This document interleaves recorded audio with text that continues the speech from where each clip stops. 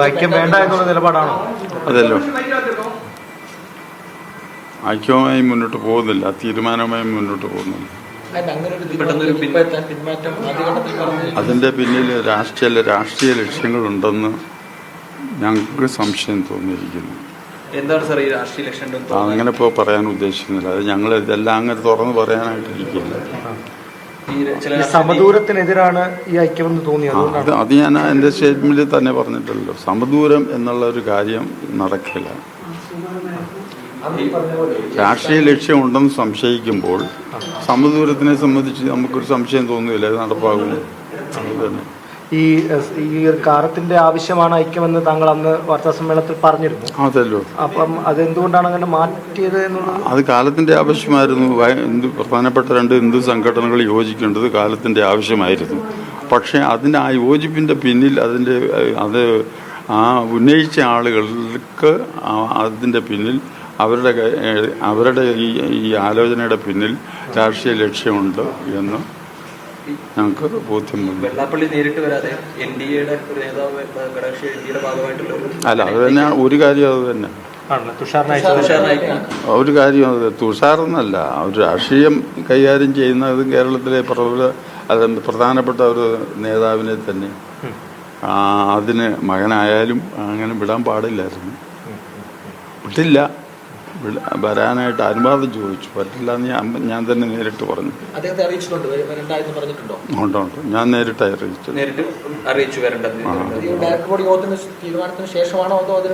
അതിനു മുമ്പ് തന്നെ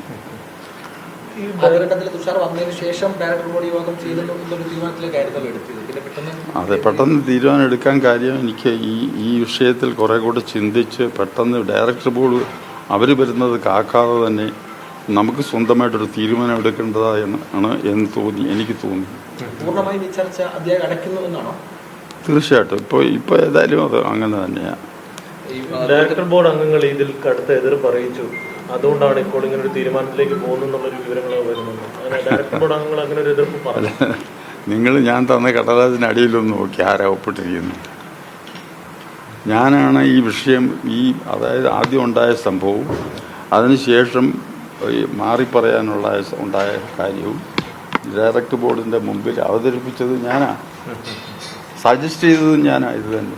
ഭിന്നാഭിപ്രായം ഒന്നുമില്ല, ഒരു മനുഷ്യനും ഭിന്നാഭിപ്രായം. ഈ രാഷ്ട്രീയ ഗൂഢാലോചനയ്ക്ക് പിന്നിൽ രാഷ്ട്രീയ നേതൃത്വമാണോ അതോ മറ്റാരെങ്കിലും ആണോ?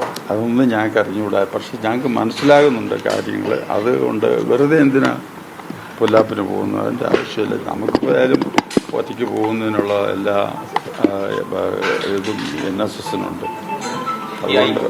ഐക്യത്തിലേക്ക് പോയി കഴിഞ്ഞാൽ ഇവരെടുക്കുന്ന രാഷ്ട്രീയ നിലപാടുകൾ അതിനൊപ്പം പോകേണ്ടി വരും എന്നൊരു ചിന്ത കൂടി ഉണ്ടോ ഇതില്? അല്ല, ഞങ്ങൾ പോകത്തില്ലല്ലോ. പിന്നെ ഒരു പിന്മാറ്റത്തിലേക്ക് അല്ലല്ല, അതിൻ്റെ അല്ലെന്നേ.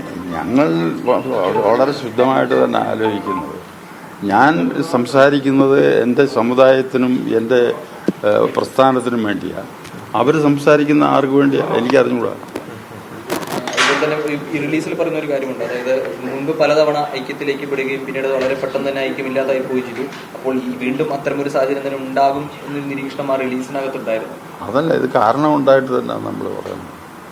അത് ഞങ്ങളുണ്ടാക്കിയ കാരണമല്ല, അവർ തന്നെ ഉണ്ടാക്കിയ കാരണം. നിങ്ങളൊന്ന് ആലോചിച്ച് നോക്കൂ. ഒരു അച്ഛനാകട്ടെ മകനാകട്ടെ ആരുമാകട്ടെ, ഒരു വിഷയം നമ്മൾ ചർച്ച ചെയ്തുകൊണ്ടിരിക്കുമ്പോൾ രാഷ്ട്രീയം, അതായത് നിഷ്പക്ഷമായി നിൽക്കുന്ന ഒരു വിഭാഗവുമായിട്ട് ചർച്ച നടക്കുമ്പോൾ ഏതെങ്കിലും രാഷ്ട്രീയ പാർട്ടിയിൽപ്പെട്ട ഒരു നേതാവിനെ ഇതിനെപ്പറ്റി സംസാരിക്കാൻ എൻ്റെ അടുത്ത് വിടുക എന്ന് പറഞ്ഞാൽ അതിൻ്റെ പിന്നിൽ തന്നെ അർത്ഥം ആർക്ക് വേണ്ടി? അത് ശരി.